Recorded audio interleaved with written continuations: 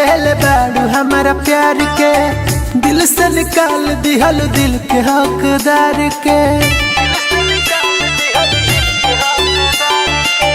गजब के तोहफा देले बाड़ू हमारा प्यार के, दिल से निकाल दिहल दिल के हकदार के।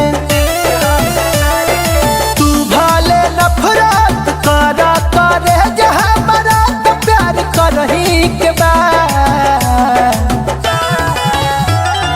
मर जाएब तोहरे याद में, एक दिन तो मरही के बाद मर जाएब तोहरे याद में, एक दिन तो मरही के बाद।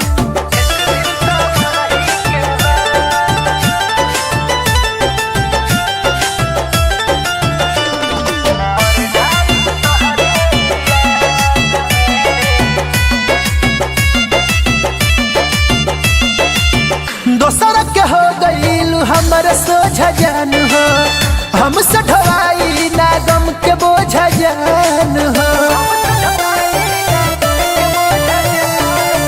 दोसर के हो गईल हमर सोझा जान हो, हमसे ढवाई ना गम के बोझा जान हो।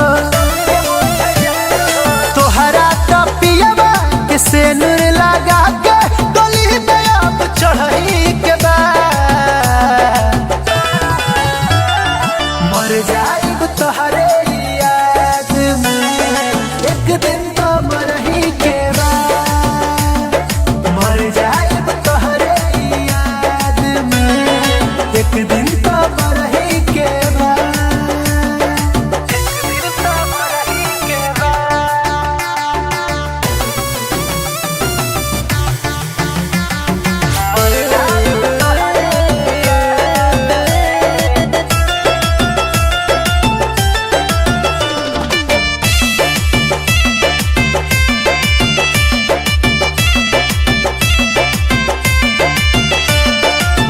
दिल टूटला के ना होला आवाज हो, तोड़ दल बन के मासूम धोखेबाज